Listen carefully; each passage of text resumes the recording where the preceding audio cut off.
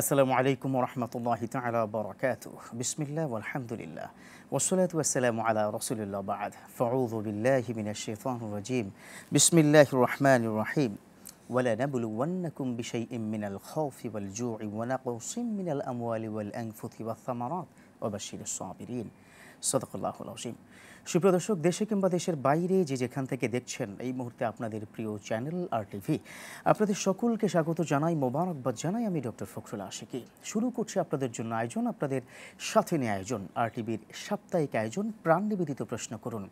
প্রিয় দর্শক, অনুষ্ঠানটিতে আপনারা প্রশ্ন করবেন ইনশাআল্লাহ তাআলা এবং তার জবাব দেওয়ার আমরা চেষ্টা করব।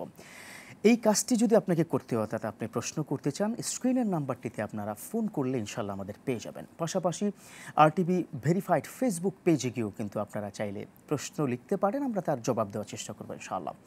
প্রিয় দর্শক, আজকে যে বিষয়টি আমরা নির্বাচন করেছি, বিপদে ধৈর্যের পুরস্কার। বিপদে আমরা কি করব, আমরা কিভাবে বিপদ সামলাবো এবং কার উপর তাওয়াক্কুল করব, সামগ্রিক বিষয় নিয়ে যিনি কথা বলবেন তিনি বাংলাদেশের একজন প্রখ্যাত জননন্দিত আলেমে দ্বীন, ডক্টর মুফতি জাকারিয়া নূর, খতিব, বিজয়নগর বটতলা জামে মসজিদ, ঢাকা। আসসালামু আলাইকুম ওয়া রাহমাতুল্লাহি ওয়া বারাকাতুহু। প্রিয় দর্শক, বিপদ এটা আমাদের জীবনে আসে, অনেক সময় বিভিন্নভাবেই আসে। ধৈর্যের যে পুরস্কারটুকু আপনি পাবেন, চলুন এই বিষয় নিয়ে কথা বলি সম্মানীয় অতিথির সাথে। কেমন আছেন? জি আলহামদুলিল্লাহ, ভালো আছি। ভালো আছেন? আল্লাহ শুকরিয়া আদায় করছি। এই জীবনের পরতে পরতে সেই জন্ম থেকে মিনাল আহাদি মিনাল মাহাদি ইলাল আহাদ পর্যন্ত, দোলনা থেকে মৃত্যু পর্যন্ত একটা মানুষের জীবনের পরতে পরতে বিপদ আসে। তো আপনি যদি এই বিপদে ও মুসিবতে আমাদের কি করণীয় একটু যদি বলতেন। ইন্নাল হামদুলিল্লাহ ওয়াসসালাতু ওয়াসসালামু আলা রাসূলিল্লাহ বা'দ। যে আসলে আমাদের জীবনে বিপদ, পেরেশানি, হতাশা এগুলি থাকবে। আমাদের স্বাভাবিক জ্ঞানের কারণে আমরা কখনো মনে করি যে আল্লাহ আমাকে এই বিপদ দিলেন, আসলে আমার জীবন থেকে বিপদ যাচ্ছেই না, একটার পর একটা যাচ্ছে। আসলে আমরা আমাদের লাইফ সম্পর্কে মোটেই ওয়াকিফাল নই। আচ্ছা, আমি আমাদের দর্শকদের জন্য সহজ একটা জিনিস আমি বলছি, একটা হাদিসের ব্যাখ্যাটাই বলছি। রাসূলুল্লাহ সাল্লাল্লাহু আলাইহি ওয়াসাল্লাম সাহাবীদের সামনে একবার একটা চতুর্ভুজ আঁকলেন। খাত্তান নবী সাল্লাল্লাহু আলাইহি ওয়াসাল্লাম খুতাতান মুরাব্বাআন, চতুর্ভুজ। যেমন চতুর্ভুজটা আঁকার পরে রাসূলুল্লাহ সাল্লাল্লাহু আলাইহি ওয়াসাল্লাম এই চারদিকে দাগ দিলেন। দাগ দেওয়ার পরে একটা দাগ এখান থেকে শুরু করে এভাবে করে এই দাগের উপরে উঠিয়ে দিলেন। আর একটা দাগ এখান থেকে এই পর্যন্ত সীমারেখার মধ্যে রেখে দিলেন। তো হাদিসের যে ভাষাগুলি, ওয়াফি ওয়াসতিহি খত্তুন, তার মাঝে একটা দাগ দেওয়া হলো, আর চতুর্দিকে যে বাউন্ডারি সীমারেখা এটা দেওয়া হলো। এবার রাসূলুল্লাহ সাল্লাল্লাহু আলাইহি ওয়াসাল্লাম সবাইকে বললেন যে দেখো, এই যে চার কোণা বিশিষ্ট ঘরের চতুর্পাশে যে বাউন্ডারি, এটা হলো মৃত্যু।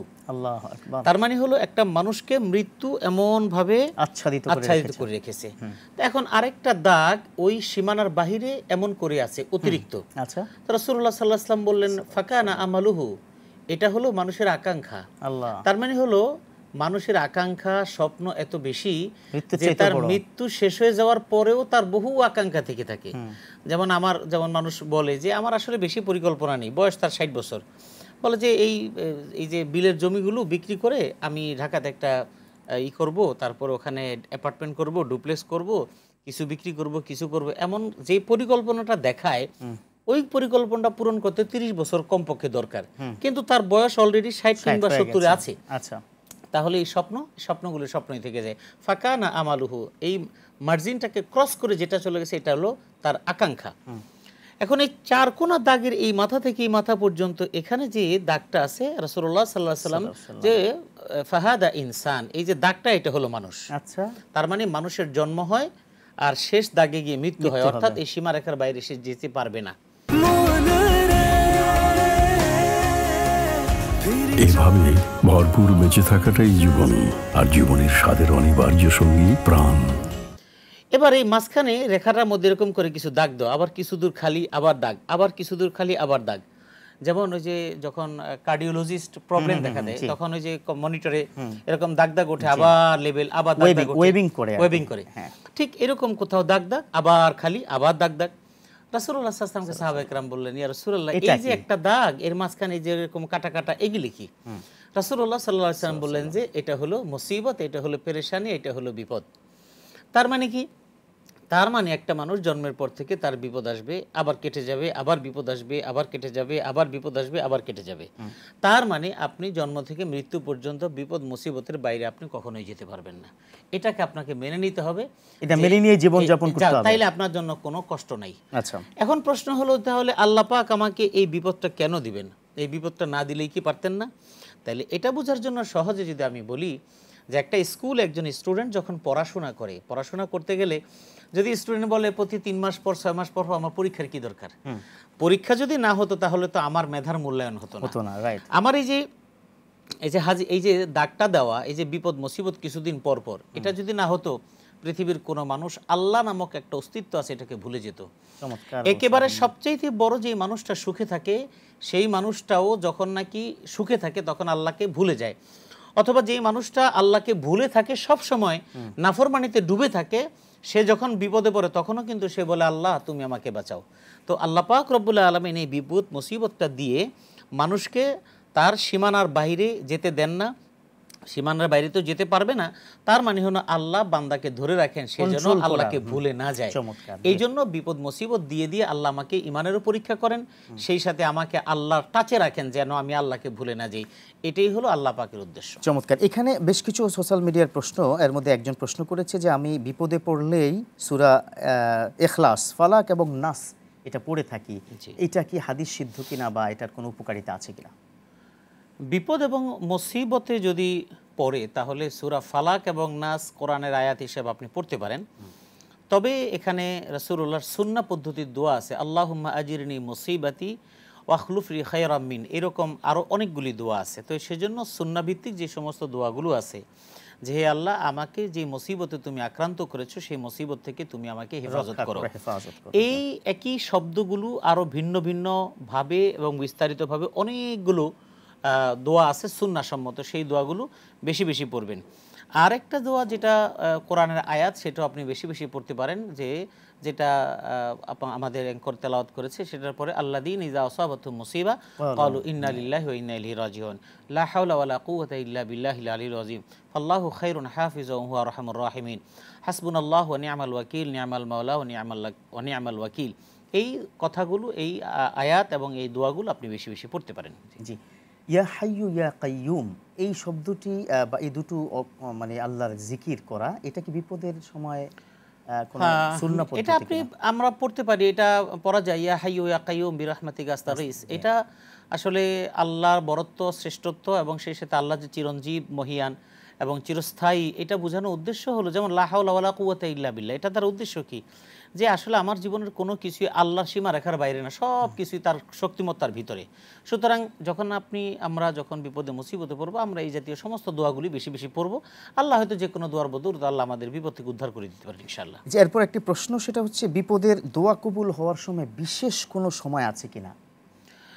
দোয়া কবুলের অনেকগুলো সময় আছে, সেগুলো প্রায় হাদিসের যে বর্ণনা আছে, সিয়াসিত্তার হাদিসের যে বর্ণনা অনুপাতে প্রত্যেকটা হাদিসের কিতাবের মধ্যে 2-4টা করে উল্লেখ করা আছে।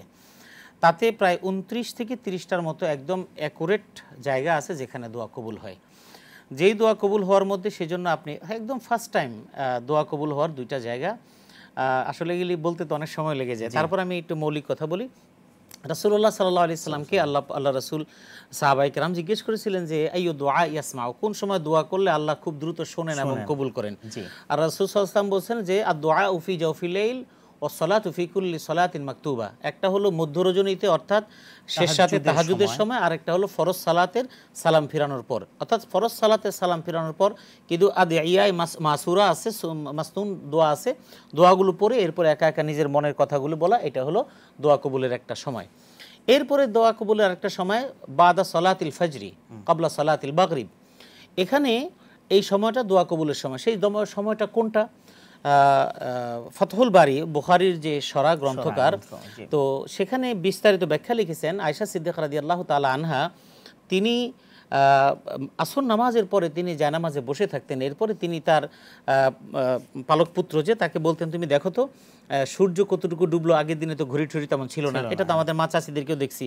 তো তিনি এবং সূর্যের দিকে তাকাতেন, সূর্যের দিকে তাকিয়ে বলতেন যে হ্যাঁ সূর্য ডুবে যাবে যাবে ভাব, তখনই তিনি দোয়া করতেন। তার মানে এই হাদিসের দ্বারা ফাতুল বারী ইবনে হাজার আসকালানী রাহিমাহুল্লাহ তাআলা তিনি এটাই করেছেন যে আসলে দোয়া কবুলের সময় হলো যখন নাকি সূর্যটা কিছুটা ডুবে যাচ্ছে, এরকম একটা মুহূর্তে দোয়া কবুলের সময় হয়, মানে লালিমা সূর্য যখন হয়। এরপরে আযান এবং ইকামতের মাঝখানের সময়গুলো দোয়া কবুলের। খুতবা যখন শুরু করবে ইমাম সাহেব ওই সময়ের আগে দোয়া কবুল হয়।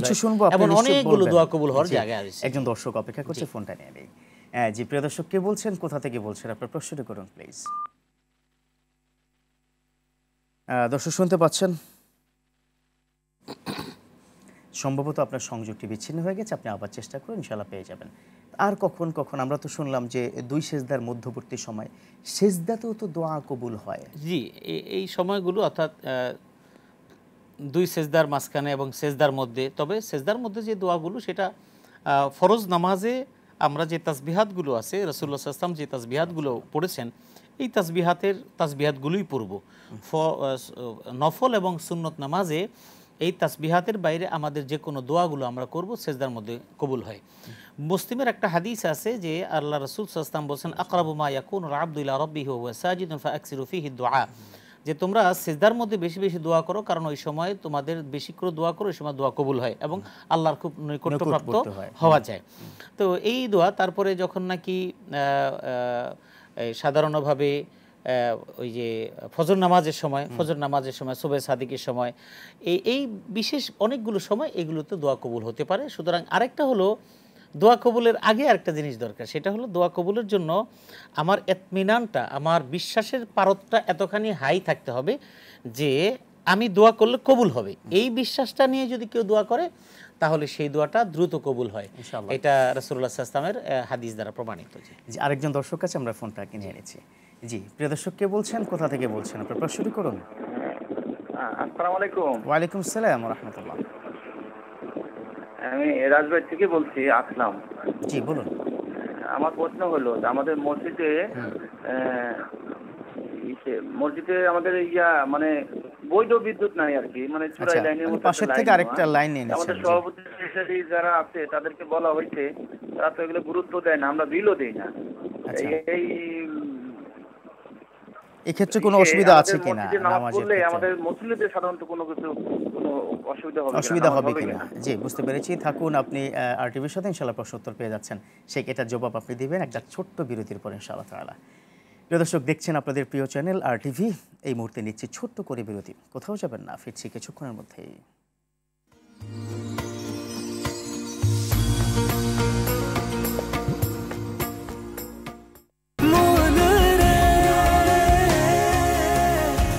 এভাবে ভরপুর বেঁচে থাকাটাই জীবন, আর জীবনের স্বাদের অনিবার্য সঙ্গী প্রাণ।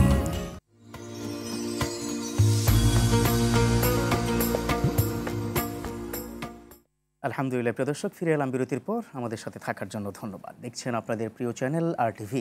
আরটিভির সাপ্তাহিক আয়োজন প্রাণ নিবেদিত প্রশ্ন করুন। অনুষ্ঠানটিতে আপনারা প্রশ্ন করবেন, সেক্ষেত্রে যে কাজটি করতে হবে স্ক্রিনের নাম্বারটিতে ফোন করুন, নিশ্চয়ই আমাদের পেয়ে যাবেন। আর যে বিষয়ে আমরা কথা বলছিলাম, বিপদ ও মুসিবতে আমাদের করণীয়, রয়েছেন বাংলাদেশের প্রখ্যাত একজন আলেমে দ্বীন। চলুন আমরা আবারও আলোচনায় ফিরি। জি, বিরতির পূর্বে একটি প্রশ্ন ছিল, তাছাড়াও সোশ্যাল মিডিয়া থেকে অনেকগুলো প্রশ্ন আপনার জন্য কি রেডি হয়ে আছে। জি, মসজিদের যে লাইন বাহির থেকে বিদ্যুতের যে লাইনটা নেওয়া হয়েছে, যে এটা আসলে যেটাকে আমরা সহজ ভাষায় বলি চোরাই লাইন, এটা সরকারি, আসলে এইভাবে লাইন নেওয়াটা এটা মোটেই বৈধ নয়। আমরা মসজিদে ব্যবহার করতে সেজন্য বৈধতার আমরা সুযোগ নেব এটা না, বরং এটা সরকারি সম্পত্তি। এই সরকারি সম্পত্তি যে আমরা মসজিদে ব্যবহার করতেছি, এবং মসজিদে তো মানুষের অনুদান দেয়। মসজিদ এমন হতো যে মুসল্লিদের কি নামাজের সমস্যা হবে কি? না, এতে করে মুসল্লিদের নামাজের সমস্যা হবে না। যে প্রশ্নটি আপনি করেছেন যে আপনি নামাজ পড়ছেন, তাতে আপনার নামাজের কোনো সমস্যা হবে কিনা, তাতে আপনার নামাজের সমস্যা হবে না। তবে এই মসজিদ পরিচালনা কমিটির সম্মানিত সদস্যবৃন্দ অবশ্যই আল্লাহর কাছে এই অন্যায় কাজের জন্য বিচারের মুখোমুখি হবেন এবং জবাবদিহি করতে হবে। জি, একজন দর্শকের ফোন নিয়ে নিচ্ছি। জি প্রিয় দর্শক, কে বলছেন, কোথা থেকে বলছেন, আপনার প্রশ্নটা করুন প্লিজ। জি জি, আপনাকে আমরা শুনতে পাচ্ছি, প্রশ্ন করুন। আমি মোহাম্মদ কামাল উদ্দিন, জি বলুন, চট্টগ্রামের রাঙ্গুনিয়া উপজেলা থেকে বলছি। জি, আমার প্রশ্ন হলো জানাজার নামাজের সালাম শেষ করার সাথে সাথে ইমাম সাহেবকে ঘিরে ফেলে এবং বাধ্য করে জোরপূর্বক মুনাজাত করায়। আচ্ছা, আর শুধু তা নয়, দাফন করার পরে ক্যাম করেন ও এবং খতিব সাহেব দাঁড়িয়ে থাকে, নির্দেশ দেন এই আযান দেওয়ার জন্য। এটা কি সহি কোরআন হাদিসে আছে? জি। সওয়াব হবে নাকি গুনাহ হবে? আচ্ছা জি, থাকুন, আপনি আরটিভির সাথে ইনশাআল্লাহ প্রশ্ন উত্তর পেয়ে যাচ্ছেন। জি, জানাজা নামাজের জানাজা জানাজা নামাজের শেষে দোয়া মোনাজাতের যে বিধানটা, এটা আমাদের কিছু ভাইয়েরা করে থাকেন। আমি আপনাকে একটু ক্লিয়ার করে বলছি। জানাজা নামাজে যে আমরা যে জানাজাটা পড়ি, এটা মূলত একটা দোয়া, যেটা আমরা লাস্টে আল্লাহুম্মা গফির লিহাইয়িনা থেকে শেষ পর্যন্ত আমরা পড়ে থাকি। এটাই মৌলিক একটা দোয়া। এরপরে অতি আবেগের কারণে যে মোনাজাতের কথা বলা হচ্ছে, এই মোনাজাতটা এখন না, এই মোনাজাতটা জানাজা হয়ে যাওয়ার পরে একটা হাদিস আছে, আসরিউ বিল জানাজা ফাইন তাকু সালিহাতান তুকদ্দিমু লাহা ওয়া ইন লাম তাকুন কাযালিক, আর যদি এমন হয় তাদাউনাহু আন রিকাবিকুম। রাসূল করিম সাল্লাল্লাহু আলাইহি সাল্লাম বলেছেন, তোমরা মৃত ব্যক্তির লাশটাকে কাঁধে বহন করে একটু দ্রুততার সাথে তোমরা কবরস্থানের দিকে চলে যাও। কেন? এর কারণ হলো লাশটা দুনিয়া থেকে বিদায় নেওয়ার পরে সেটা দুই রকম হতে পারে। সেটা হলো, যদি সেটা নেককার হয় তাহলে তিনি দুনিয়াতে থেকে তিনি কষ্ট পাচ্ছেন, তার আখেরাতের প্রথম ঘাটিতে আরামের জায়গায় তার দ্রুত যাওয়া দরকার। যদি অপরাধী হন, নাফরমান হন, তাহলে তারকে কেন্দ্র করে যে কোনো গজব চলে আসতে পারে। তাদাউনাহু আন রিকাবিকুম, তোমাদের ঘাট থেকে যত দ্রুত তাকে নামিয়ে ফেলো। তো সেই দৃষ্টিকোণ থেকে জানাজা হয়ে যাওয়ার পর, যে কারণে শরীয়তের মাসালা কিন্তু ফরজে আইনের পরে, এই যে ফরজে কিফায়া অর্থাৎ ফরজ নামাজের পরে সুন্নতেরও আগে আগে এই জানাজাটা পড়ে নেওয়া উচিত। যে কারণে মক্কা মদিনা সহ সব দেশে দেখবেন ফরজ হয়ে যাওয়ার পরে তারপর সালাতু আলাল মাইয়িত অথবা যে কোনো শব্দ তারা শুরু করে দেয়। তো সুতরাং মোনাজাতটা ওই মানে দোয়াটা কিন্তু জানাজার মধ্যে হয়ে যাচ্ছে। এরপরে মোনাজাতের যে বিষয়টা রয়েছে, এটা এখন না, জানাজাটা চলে যাবে, লাশটা চলে যাবে, কবর দাফন করা হবে। রাসূলুল্লাহ সাল্লাল্লাহু আলাইহি সাল্লামের একটা হাদিস, তখন আল্লাহ রাসূল সাল্লাল্লাহু আলাইহি ওয়াসাল্লাম বলেছে, ইস্তাগফিরু লি আখিকুম ফা ইন্নাল আনা ইউসআল ওয়াসালু লাহু তাসবিত। রাসূল করিম সাল্লাল্লাহু আলাইহি সাল্লামের যে হাদিস, এই হাদিসটা একটু শোনা খুব জরুরি। অনেক দর্শক তো একজনের একটা ফোন নিয়ে নিচ্ছে। জি, প্রিয় দর্শক, কে বলছেন, কোথা থেকে বলছেন, প্রশ্নটি করুন। জি, আমার নাম হচ্ছে মাহফুজ, আমি ঢাকা আদাবর থেকে। জি বলুন। বলতেছিলাম যে আমাকে একজনে কিছু টাকা পয়সা দেয়, তো আসলে আমি তার সোর্সিংটা জানি না, তো এখানে কি আসলে ধর্মীয় কোনো বিধি? আপনাকে টাকা পয়সা কি দেয়, মানে আপনাকে কি কারণে দেয়, কোনো কারণ আছে কি টাকা পয়সা?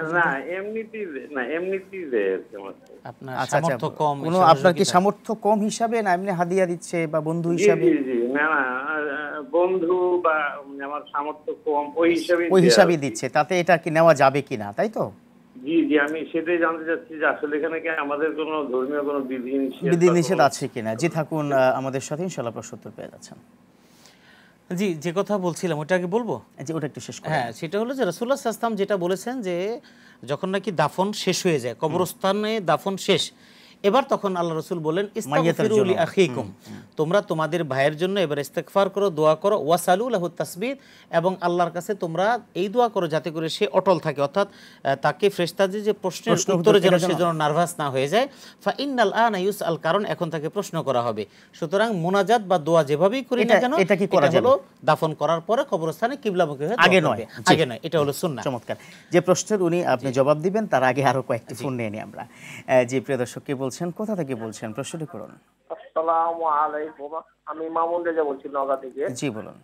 জি, আমার একটি প্রশ্ন হলো যে নামাজের সিজদায় এবং তাশাহুদের বৈঠকে কোরআনে বর্ণিত যে আয়াতগুলো দোয়া হিসেবে আছে, যেমন রব্বানা আতিনা, বুঝতে পেরেছি, হ্যাঁ, কোরআনে বর্ণিত আয়াতগুলো পড়া যাবে কিনা, বাংলায় নিজের মনের ইচ্ছা অনুযায়ী পড়া যাবে কিনা, ডাইরেক্ট আয়াতগুলো যেগুলো দোয়া হিসেবে আছে। আচ্ছা, বুঝতে পেরেছি, থাকুন। ওয়ালাইকুম আসসালাম। জি, আগের প্রশ্নের জবাব তারপরে। জি, আগে যে প্রশ্নটি করেছেন, যে আপনাকে একজন আপনার কাছের মানুষ আপনাকে সহযোগিতা করে, এটা হলো মূল থিম। এটা আপনার হয়তো সামর্থ্য কম বা যে কোনো কারণে হোক, আপনার প্রশ্ন হলো এটা নেওয়ার ক্ষেত্রে কোনো বিধিনিষেধ আছে কিনা। হয়তো বা এটার মধ্যে আপনার একটা প্রশ্ন থাকতে পারে যে তার সোর্স অফ ইনকামটা হালাল না হারাম, এটা নিয়ে আমার কোনো বিষয়টা আছে কিনা। বিষয়টা হলো কি জানেন, আপনাকে যেটা দেওয়া হচ্ছে, আপনি অসহায় মানুষ, সেই হিসাবে আপনি যেটা পাচ্ছেন এটা আপনার জন্য হালাল। তিনি যদি সেটা অবৈধ ইনকাম করে সেটা আপনাকে দিয়ে থাকেন, সেজন্য দায় দায়িত্ব তার। অতএব ওনার কোনো সমস্যা নেই। আপনি যেহেতু একজন মানুষ, আপনি তার কাছে চান নাই অথবা চাইলেও সে আপনাকে সহযোগিতা করছে, সুতরাং আপনি নিতে পারবেন, এই ব্যাপারে আপনার কোনো দায়বদ্ধতা নেই। চমৎকার। জি, আরো কয়েকটি প্রশ্ন নিতে হচ্ছে, পরেরটি আপনি জবাব দিন ইনশাআল্লাহ। জি, প্রদর্শক কে বলছেন, কোথা থেকে বলছেন, প্রশ্নটি করুন প্লিজ। আসসালামু আলাইকুম। ওয়ালাইকুম আসসালাম। হুজুর, মিলাদ কিয়াম কি জায়েজ আছে? হ্যাঁ জি, থাকুন আপনি আমাদের সাথে, ইনশাআল্লাহ প্রশ্ন উত্তর পেয়ে যাবেন। আগের প্রশ্নটি জবাব জি, করে আমাদের ভাই প্রশ্ন করেছেন যে সেজদায় এবং দুই সেজদার মাঝে কোরআনের আয়াতগুলো পড়া যাবে কিনা, দোয়া যেগুলো করা দোয়া হয়। যেগুলো। ভাইজান, আসলে আপনার আবেগটা সুন্দর, তবে বুঝবেন একটা জিনিস খেয়াল করবেন, যেখানে যেটা পড়া দরকার সেটা পড়াটাই হলো সুন্নাহ। রাসূলুল্লাহ সাল্লাল্লাহু আলাইহি ওয়াসাল্লাম দুই সিজদার মাঝখানে দোয়া পড়েছেন, আল্লাহুম্মা গফিরলি ওয়ারহামনি ওয়ারযুকনি ওয়াজবুরনি ওয়াহাবি ওয়াহদিনি ওয়াআফিনি, এইরকম আরো অনেক কিছু আপনি সেটা পড়তে পারেন। আপনি সেটা তো হয়তো পারেন না, অথবা পারেন। যদি পারেন তাহলে এটাই পড়বেন, যদি না পারেন এটা শিখে নেবেন। দ্বিতীয় নাম্বার, সেজদার মধ্যে কোরআনে কারীমের বর্ণিত যে দোয়াগুলো, সেই দোয়াগুলো পড়বেন কিনা। ফরজ নামাজে রাসূলুল্লাহ সাল্লাল্লাহু আলাইহি ওয়াসাল্লাম সুবহান রাব্বিয়াল আলা এর বাইরে সুবহানাদিল জাবারুত ওয়াল মালাকুত সুবহান কুদ্দুসুন রাব্বুল মালাইকাতু ওয়ার রূহ, এইরকম আরো কিছু দোয়া পড়তেন, আপনি সেগুলি পড়তে পারবেন। তবে কোরআনে বর্ণিত এই দোয়াগুলো ফরজ নামাজের সেজদা আপনি পড়বেন না। ফরজের বাইরে নফল এবং সুন্নতের সমস্ত সেজদাগুলোতে আপনি এই দোয়াগুলো পড়তে পারবেন। জি, চমৎকার। যে আমরা যে আলোচনাটুকুতে ছিলাম তার মধ্যে একটি প্রশ্ন সোশ্যাল মিডিয়াতে আসে, সেটা হচ্ছে ফজরের ফরজ নামাজ যদি কাজা হয় তিনি কখন পড়বেন? এখানে একটা প্রশ্ন এসেছিল মিলাদের ব্যাপারে, মিলাদের বিষয়টি হ্যাঁ বলা যায়। আচ্ছা, মিলাদের ব্যাপারে আসলে যে ভাই প্রশ্ন করেছেন আপনিও হয়তো জানেন, আমাদের কিছু কিছু প্রশ্ন আছে যে মানুষ জেনেও প্রশ্ন করে আমাদের কাছ থেকে ওপিনিয়নটা নেওয়ার জন্য। ভাই আমি আপনাকে বলি, আসলে মিলাদ এবং কিয়াম এগুলো আমাদের এই সাবকন্টিনেন্টে এবং বাইরে এটা নিয়ে অনেক কথা আছে, এই শব্দের অনেক বিশ্লেষণ আছে। মিলাদ মানে রাসূলুল্লাহ সাল্লাল্লাহু আলাইহি ওয়াসাল্লামের জন্ম বৃত্তান্ত, এটাকে আমরা অন্যভাবে বিশ্লেষণ করি। রাসূলুল্লাহ সাল্লাল্লাহু আলাইহি ওয়াসাল্লামের জন্ম বৃত্তান্ত নিয়ে আলোচনা করা এটা তো অবশ্যই একটা ভালো কাজ। তবে রাসূলের জন্মের সাথে মানুষের আমলিয়াতের কোনো সম্পর্ক নেই। রাসূলুল্লাহ সাল্লাল্লাহু আলাইহি ওয়াসাল্লাম জন্মের পরবর্তী সময় থেকে একেবারে ইন্তেকাল পর্যন্ত তার পুরো জিন্দেগির মধ্যে আমলিয়াতের সম্পর্ক। সুতরাং আমরা সিরাতুন নবীর এই অংশটুকু আমল হিসাবে গ্রহণ করব। রাসূলের জন্ম বৃত্তান্তটাকে আমাদের জানা জরুরি এবং এটা আমাদের মুসলমানিত্ব ইমানিয়াতের প্রশ্ন, সেজন্য আমরা সেটা জানার চেষ্টা করব ইনশাআল্লাহ। এরপরে কিয়াম করা না করা এগুলি রাসূলুল্লাহ সাল্লাল্লাহু আলাইহি ওয়াসাল্লাম, সাহাবায়ে কেরাম, তাবেঈন, তাবেউত তাবেঈন এই পর্যন্ত কোথাও আইম্মা মুজতাহিদিন পর্যন্ত এটার প্রচলন ছিল না। 700 খ্রিস্টাব্দের পরে এটা পরবর্তী বাদশা যারা ছিলেন বিভিন্ন চিন্তা চেতনার, তাদের মাধ্যমে প্রচলিত হয়ে আসছে। সুতরাং এটা নিয়ে বিতর্ক, এটা নিয়ে ঝামেলা করার দরকার নেই। আমরা একটা কথা বলি, সেটা হলো যে এটা একটা মানুষ যে পক্ষে আছে তার কাছে অনেক দলিল আপনি শুনতে পাবেন, আর যার বিপক্ষে নেই তাও শুনতে পাবেন। সুতরাং আপনার দায়িত্ব হলো যে আপনি রাসূল কিংবা সাহাবায়ে কেরাম করেছেন কিনা, তাবেঈন, তাবেউত তাবেঈন করেছেন কিনা, যদি তারা করে থাকেন আপনি পালন করবেন। আলাইকুম বিসুন্নতি ওয়া সুন্নাতিল খুলাফায়ে রাশিদিন আল মাহদিয়িন, যদি খুলাফায়ে রাশিদা এবং তাবেঈন, তাবেউত তাবেঈন তারা না করেন সেটা আমরা পরিত্যাগ করব ইনশাআল্লাহ। এটাই হচ্ছে বিষয়। আর ওই যে প্রশ্নের জবাব আপনি দিবেন, একজন দর্শকের ফোন নিয়েছি। জি, প্রিয় দর্শক কে বলছেন, কোথা থেকে বলছেন, আপনার প্রশ্নটি করুন।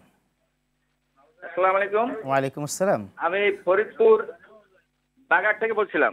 জি বলুন প্লিজ। হুজুর, আমাদের মসজিদে গত কালকে ওই মূল আপনাদের বাজার এলাকার রাস্তার সাইডে স্ট্যান্ডের মসজিদটা, এখানে বাসের যাত্রীরা মূল জামাতের আগে একটা যাত্রী জামাত করে।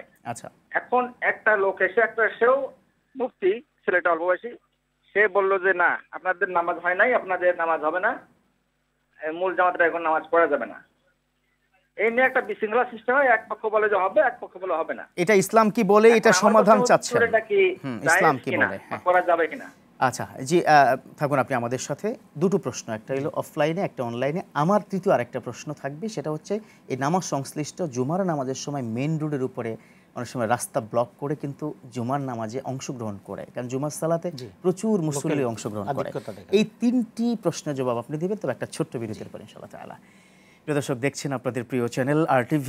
এই পর্যায়ে আবারও নিতে হচ্ছে ছোট্ট বিরতি, ফিরছি কিছুক্ষণের মধ্যেই।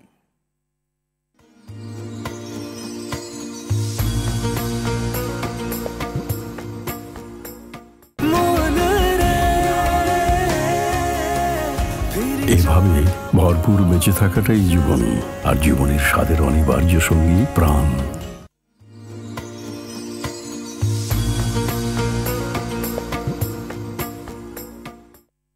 আলহামদুলিল্লাহ প্রিয় দর্শক, ফিরে এলাম বিরতির পর। আমাদের সাথে থাকার জন্য ধন্যবাদ। দেখছেন আপনাদের প্রিয় চ্যানেল আর টিভি সাপ্তাহিক আয়োজন প্রাণ নিবেদিত প্রশ্ন করুন। অনুষ্ঠানটিতে আপনারা প্রশ্ন করবেন, সেক্ষেত্রে স্ক্রিনের নাম্বারটিতে ফোন করতে হবে ইনশাআল্লাহ।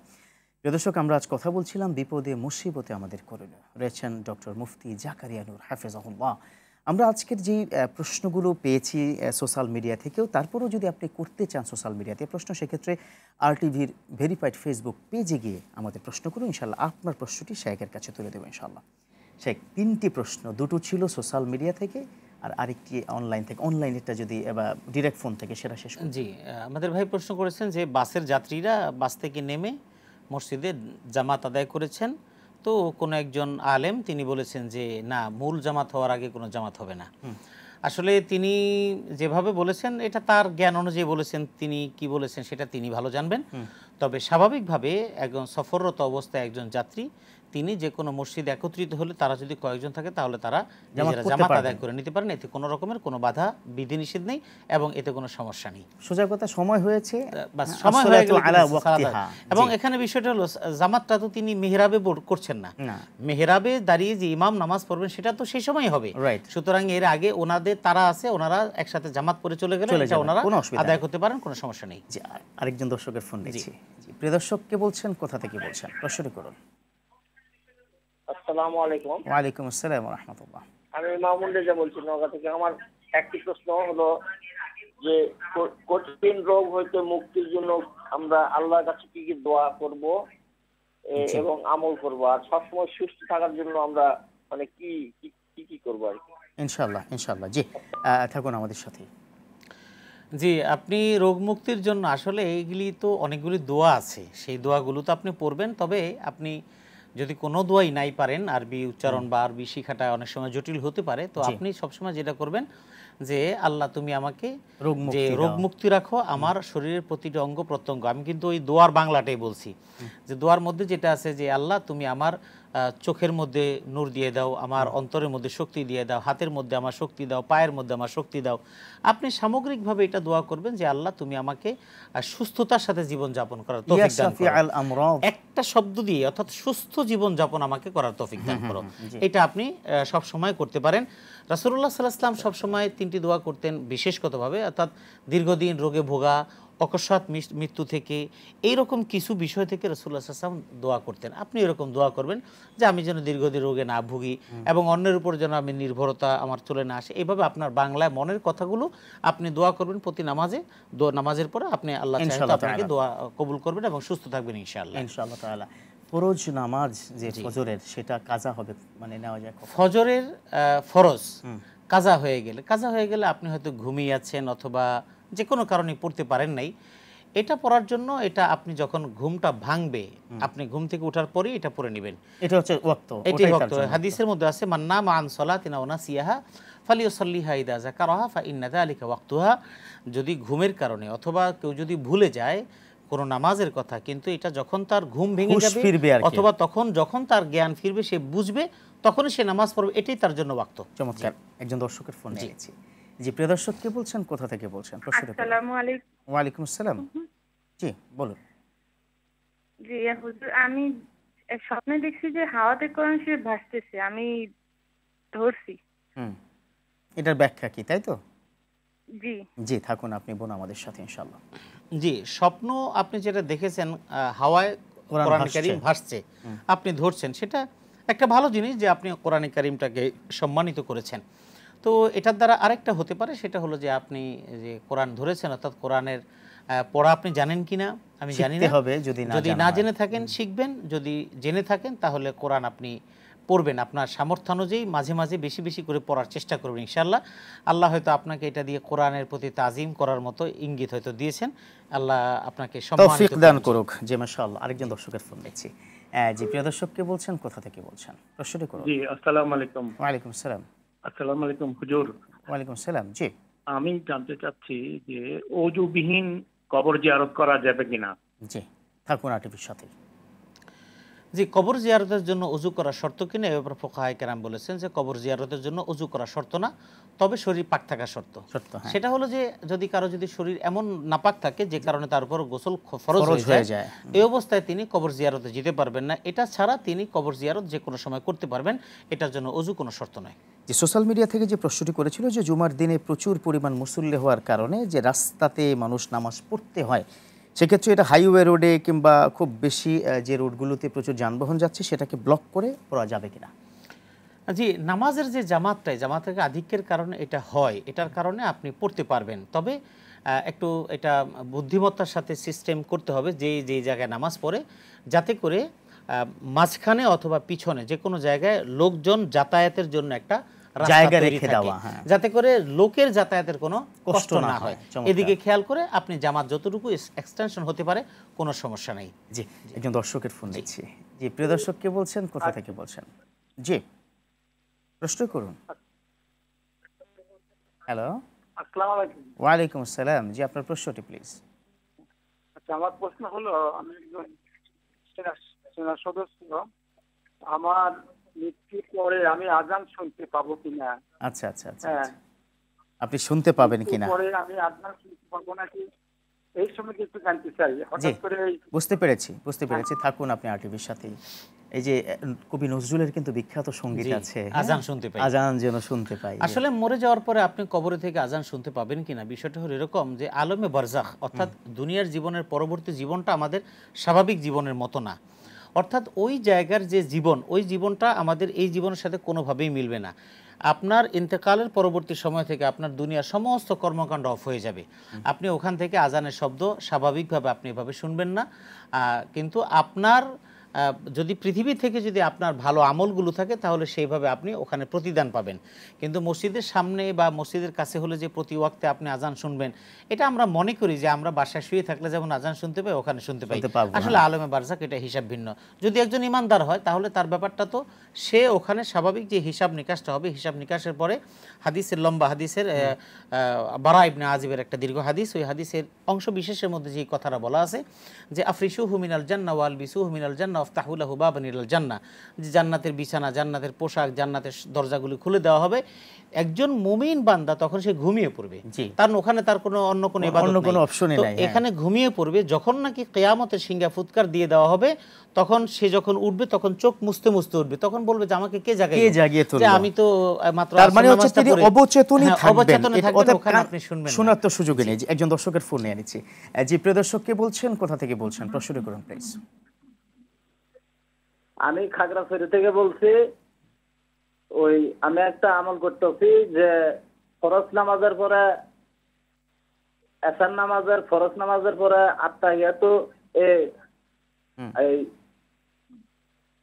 সুবহান রাব্বিল আলা বলার পরে একটা আল্লাহর কাছে কান্দাকাটি করতেছি যে একটা রোগ মুক্তির জন্য। এটা কোনো ইসলাম, হ্যাঁ বুঝতে পেরেছি। যে থাকুন আমাদের সাথে, খুব সংক্ষেপে তার জবাব, এটা কি সুযোগ আছে? আপনি আসলে ফরজ নামাজে আপনি সেটা করবেন না, নফল এবং সুন্নত নামাজে আপনি আপনার সমস্ত রোগ মুক্তির জন্য দোয়া কামনা, বাংলায় হোক আরবিতে হোক, বাংলা আরবি যেভাবে হোক আপনি করতে পারেন, ফরজ বাদে নফল এবং সুন্নত নামাজে। চমৎকার, অনেকগুলো প্রশ্নের সমাধান দিয়েছেন। আশা করি আমাদের পুরো দর্শক যারাই প্রশ্ন করেছেন, যারাই শুনেছেন, সকলের বিশাল উপকারে আসবে ইনশাআল্লাহ তাআলা, যদি তারা আমল করেন। সেক্ষেত্রে জাযাকুমুল্লাহ খায়র। আপনাকে অনেক ধন্যবাদ। প্রিয় দর্শক, আজকের যে লাইভে আমরা প্রশ্নগুলো শুনেছি, যারাই দেখেছেন কিংবা যে আমলগুলো আমরা দিয়েছি, বিপদ বা বালা মুসিবত থেকে আমরা যেন হেফাজতে থাকতে পারি, সামগ্রিক বিষয়গুলো ইনশাআল্লাহ আমল করার চেষ্টা করব। আল্লাহ আমাদের সকলকে বিপদ মুক্ত রাখুক, বিপদ মুক্ত থাক আপনার পরিবার, বিপদ মুক্ত থাক মুসলিম উম্মাহ। এই প্রত্যাশায় শেষ করছি। আল্লাহ হাফেজ।